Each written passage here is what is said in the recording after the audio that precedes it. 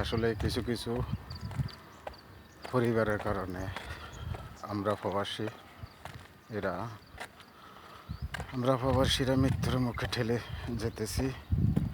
কারণ হলো আমরা তো আসছি প্রবাসে 2 পয়সা ইনকাম করানোর লাই।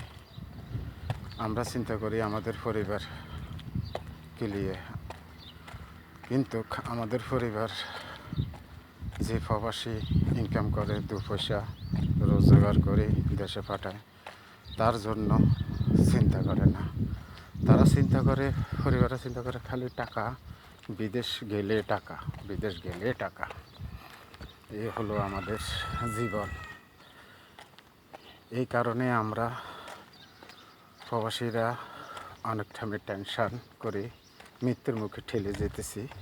তো সবাই আমাদের জন্য দোয়া করবেন, আল্লাহ যেন যাবে পরিবার এরকম তাদেরকে হেদায়েত দান করে। আমিন।